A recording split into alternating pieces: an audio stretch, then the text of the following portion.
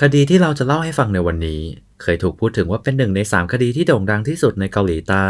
อายุของเหยื่อมีตั้งแต่13ปีถึง71ปีและเหยื่อทั้งหมดเป็นเพศหญิงจำนวนเหยื่อนั้นมีทั้งหมด10กว่าคนซึ่งวิธีการก่ออาชญากรรมคือเริ่มจากการลักพาตัวเหยื่อก่อนและต่อมาเป็นการล่วงละเมิดทางเพศและสุดท้ายก็คือการฆ่าเหยื่อทิ้งวิธีการก่ออาชญากรรมนั้นโหดร้ายมากและคดีนี้ได้ก่อให้เกิดผลกระทบอย่างรุนแรงมากในสังคมเกาหลีใต้ คดีนี้ก็คือคดีฆาตกรรมต่อเนื่องฮาวาซองสวัสดีครับนี่คือห้องสืบสวนลึกลับยินดีต้อนรับเข้าสู่ช่องของเราคดีนี้เกิดขึ้นที่เขตฮาวาซองประเทศเกาหลีใต้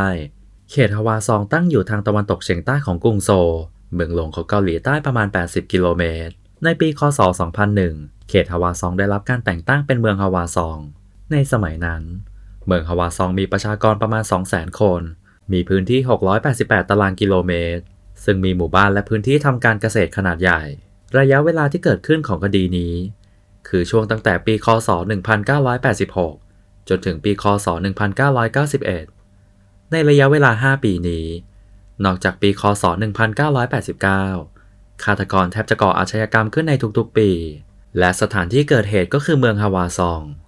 จริงๆแล้วปีนั้นเกิดอะไรขึ้นกันล่ะแล้วทำไมคดีนี้ถึงมีผลกระทบอย่างรุนแรงมากในสังคมเกาหลีใต้ในวันที่15เดือนกันยายนปีคศ1986ทางตำรวจเกาหลีใต้ได้รับโทรศัพท์แจ้งความในสายแจ้งว่าพบศพรายหนึ่งในนาผู้เสียชีวิตเป็นเพศหญิงส่วนล่างเปลือยมือและเท้าถูกมัดไว้ข้างหลัง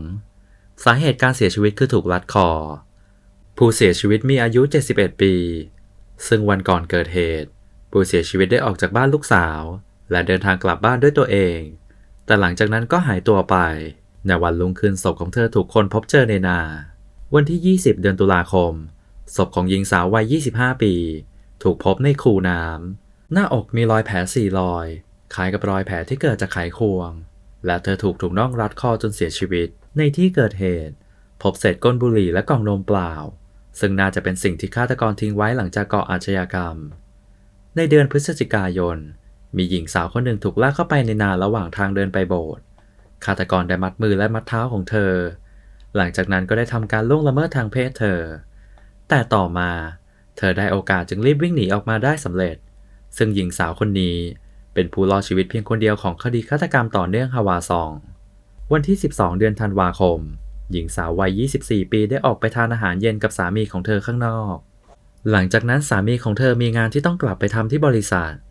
เธอจึงต้องนั่งรถเมล์กลับบ้านคนเดียวซึ่งนั่งจากเมืองซูวอนไปเมืองฮาวาซองต่อมาเธอก็ได้หายตัวไปญาติของเธอได้ตามหาตัวเธอมาหลายเดือนแต่ก็หาไม่พบในที่สุดหลังจากที่เธอหายไป131วันก็ได้พบศพของเธอในนาที่ห่างจากบ้านของเธอเพียงแค่50เมตรในตอนที่พบศพของเธอเน่าเปื่อยไปหมดแล้วทรัพย์สินที่ติดตัวของเธอนั้นก็ได้หายไปหมดเช่นกันใบหน้าของศพถูกคลุมด้วยกางเกงในสาเหตุการเสียชีวิตคือถูกน่องรัดคอระยะเวลาสั้นๆใน3เดือนเมืองฮาวาซองได้เกิดคดีฆาตกรรมและคดีข่มขืนขึ้นหลายคดีอย่างต่อเนื่องในเวลานั้นตำรวจเมืองฮาวาซองยังไม่ได้เชื่อมโยงคดีเหล่านี้เข้าด้วยกันแค่สอบสวนและตรวจสอบแยกกันเหมือนเป็นการฆาตกรรมธรรมดาคดีหนึ่งช่วงเวลานั้นเมืองฮาวาซองยังไม่ค่อยเจริญก้าวหน้าและความสามารถของตำรวจในการจัดการคดีก็มีข้อจำกัดซึ่งก่อนหน้านี้ประเทศเกาหลีใต้ไม่เคยเกิดคดีฆาตกรรมต่อเนื่องขึ้นมาก่อนแต่เพราะว่าวิธีการก่ออาชญากรรมของคดีเหล่านี้คล้ายคลึงกันมากจึงทำให้ทางตำรวจเมืองฮาวาซองเริ่มสงสัยว่าคดีเหล่านี้อาจจะมีความเชื่อมโยงกัน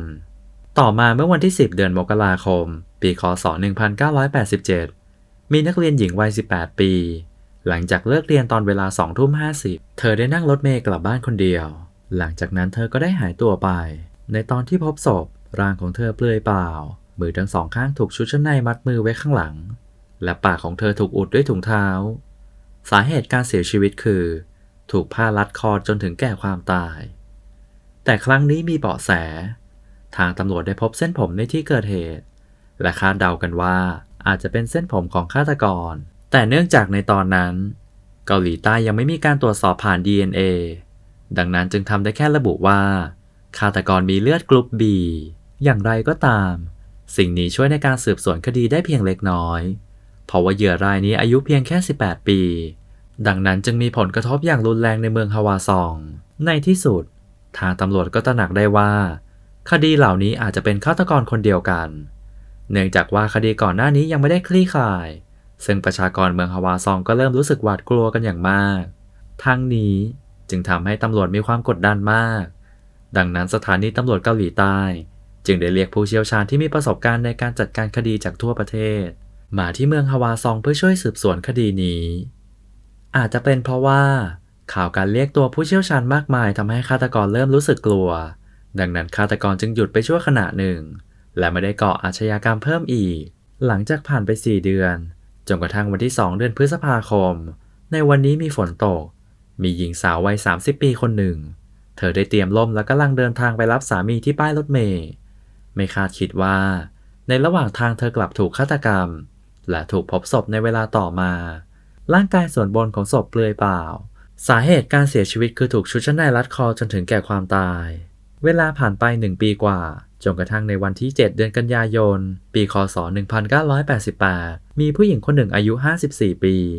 เธอได้ช่วยงานที่ร้านอาหารของลูกชายตอนเวลา3 ทุ่มครึ่ง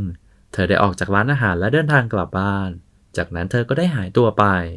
ไม่นานศพของเธอถูกพบที่ข้างแม่น้ำในโพรงหญ้ามือทั้งสองข้างถูกมัดไว้ข้างหลังด้วยชุดชั้นในปากถูกอุดไว้ด้วยถุงเท้าและผ้าเช็ดหน้าสาเหตุการเสียชีวิตคือถูกรัดคอและก็ได้พบเมล็ดลูกท้อที่บริเวณช่องคลอดของศพซึ่งคดีนี้ไม่เหมือนคดีอื่นๆเพราะว่าคดีนี้มีผู้เห็นเหตุการณ์1 คน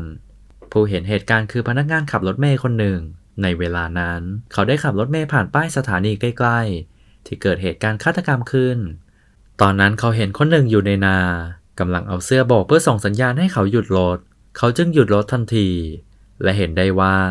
ส่วนล่างของคนนั้นเต็มไปด้วยดินและยังเปียกไปหมด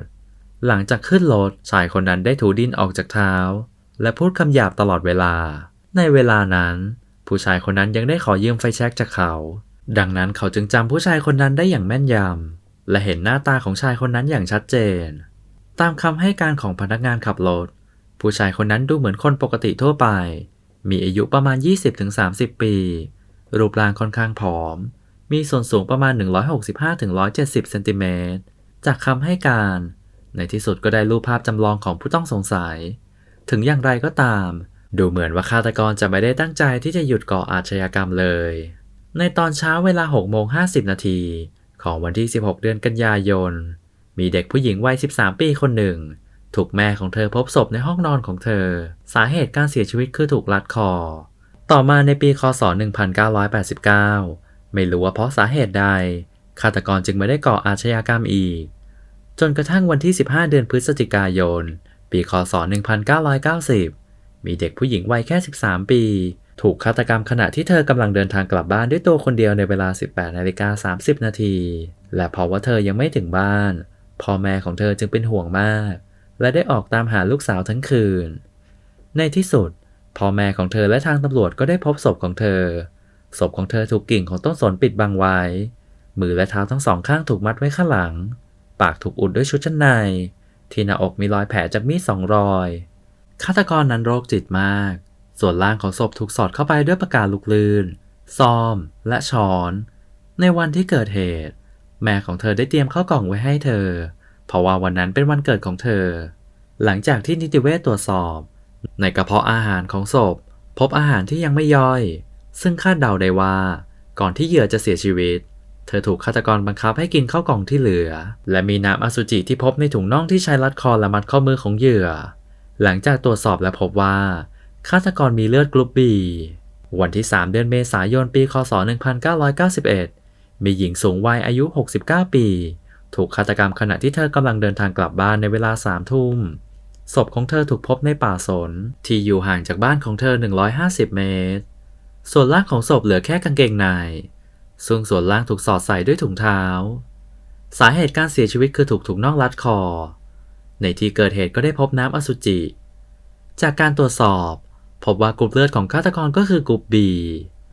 คดีนี้เป็นคดีสุดท้ายของคดีฆาตกรรมต่อเนื่องเมืองฮวาซอง10 คดีที่ทางตำรวจได้เปิดเผยต่อสาธารณะแต่ในความเป็นจริงคดีฆาตกรรมต่อเนื่องเมืองฮวาซองไม่ได้มีแค่นี้หลังจากนั้นมีอีก 2-3 คดี ที่ทางตำรวจเกาหลีใต้ไม่ได้เปิดเผยข้อมูลทางตำรวจได้ทำการวิเคราะห์ในช่วงเวลาที่ฆาตกรได้ก่ออาชญากรรมพบว่าวันที่ก่ออาชญากรรมมักจะเป็นวันก่อนวันหยุด1 วันหรือเป็นช่วงปิดเทอมหน้าหนาวหรือวันสอบซึ่งสรุปได้ว่าอายุของฆาตกรคือช่วง 20-30 ปีและน่าจะเป็นนักเรียนมัธยมปลายหรือนักศึกษามหาวิทยาลัยในท้องถิ่น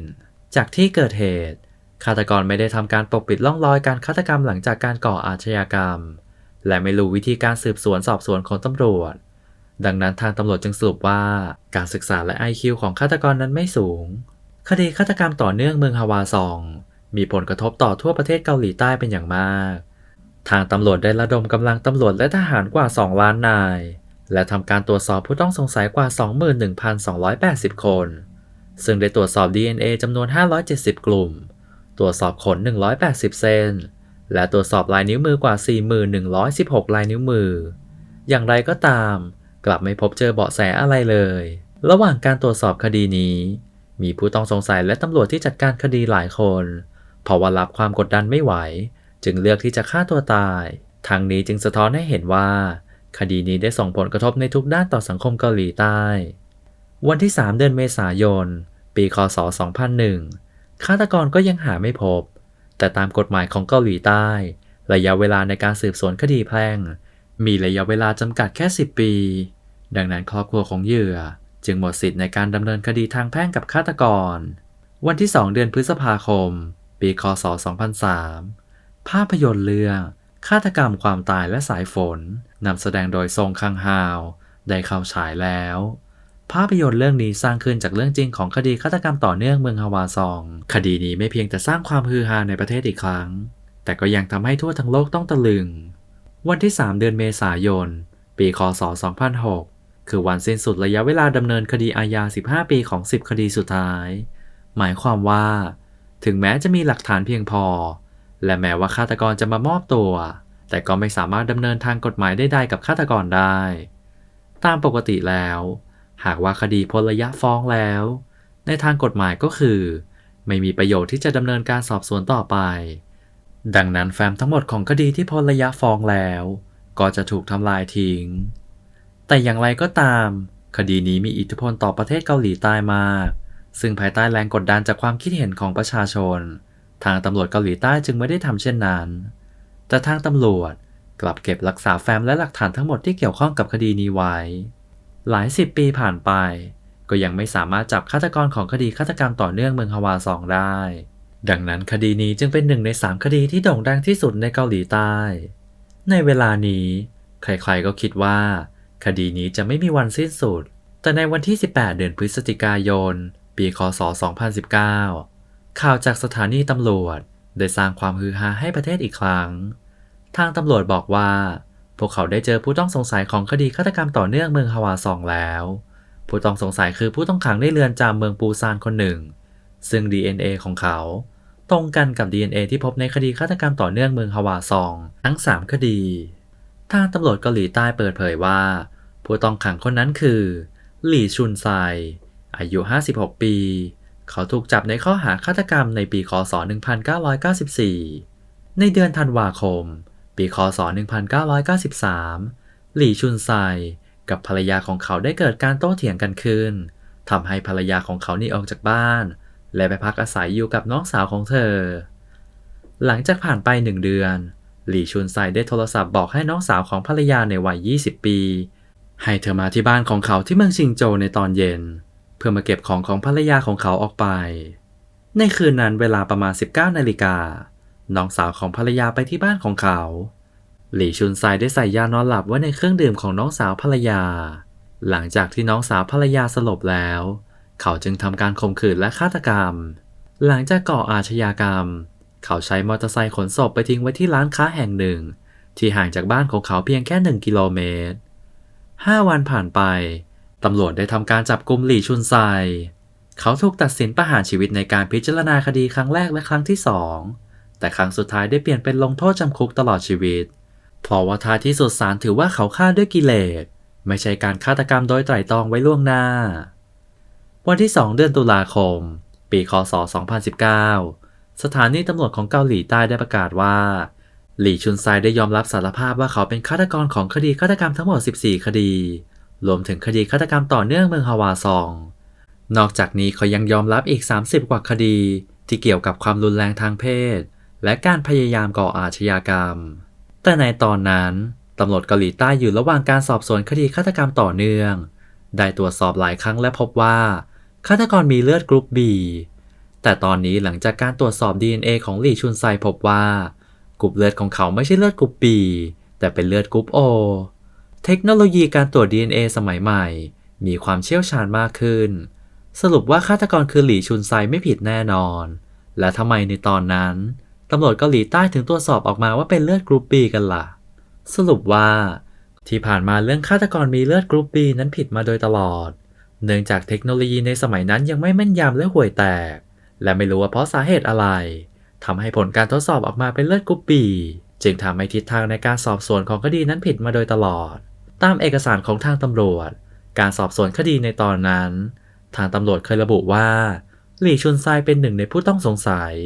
แต่เพราะว่ากรุ๊ปเลือดของหลี่ชุนไซเป็นเลือดกรุ๊ป O ดังนั้นจึงตัดเขาออกจากผู้ต้องสงสัยถึงแม้ว่าหลักฐานของคดีนี้ได้เก็บรักษาไว้อยู่ทั้งหมดแต่ทำไมเพิ่งเริ่มเปรียบเทียบ DNA ในปีค.ศ. 2019 ล่ะและทำไมก่อนหน้านี้ไม่ดำเนินการเปรียบเทียบ DNA สำหรับปัญหานี้ทางตำรวจเกาหลีใต้ได้ให้คำตอบว่าในสมัยนั้นทางเกาหลีใต้ยังไม่มีเทคโนโลยีในการเปรียบเทียบ DNA หากว่าต้องการตรวจสอบผ่าน DNA จำเป็นต้องขอความช่วยเหลือจากประเทศอื่นเช่นคดีที่ 9 และคดีที่ 10 ของคดีฆาตกรรมต่อเนื่องได้ส่งหลักฐานไปให้ประเทศญี่ปุ่นช่วยในการตรวจสอบ DNA หลังจากนั้นเกาหลีใต้จึงได้ค่อยๆพัฒนาเทคโนโลยีเกี่ยวกับ DNA ขึ้นเรื่อยๆถึงแม้ว่าเทคโนโลยีของเกาหลีใต้จะมีความเชี่ยวชาญมากขึ้นแต่คดีนี้ได้พ้นระยะเวลาฟ้องไปแล้ว 15 ปีดังนั้นจึงทำการเปรียบเทียบ DNA ไม่ทันการและในการจับคู่ DNA ได้สำเร็จในครั้งนี้ต้องขอบคุณสถานีตำรวจของเกาหลีใต้ในกลางเดือนกรกฎาคมปีค.ศ. 2019 สถานีตำรวจได้นำหลักฐานคดีที่ค้างอยู่ส่งไปยังสถาบันวิจัยวิทยาศาสตร์แห่งชาติเพื่อทำการตรวจสอบหลังจากได้ตรวจสอบ DNA แล้วก็พบว่า DNA นั้นกับ DNA ของหลี่ชุนไซมีความสอดคล้องกันอย่างสมบูรณ์ในที่สุดคนชั่วก็ต้องถูกลงโทษถึงแม้ว่าจะไม่มีโอกาสในการพิจารณาคดีของเขาอีกครั้งแต่เขาจะต้องใช้ชีวิตอยู่ในคุกไปตลอดชีวิตจนถึงตอนนี้คดีฆาตกรรมต่อเนื่องเมืองฮาวาซองหนึ่งใน 3 คดีที่โด่งดังที่สุดในเกาหลีใต้ก็ได้คลี่คลายได้สำเร็จแล้วสำหรับเรื่องนี้คุณมีความคิดเห็นว่าอย่างไรบ้างสามารถแสดงความคิดเห็นได้ที่ด้านล่างคลิปนี้หากว่าคุณชอบในคลิปวิดีโอของเราอย่าลืมกดไลค์กดแชร์และกดติดตามให้ด้วยนะครับ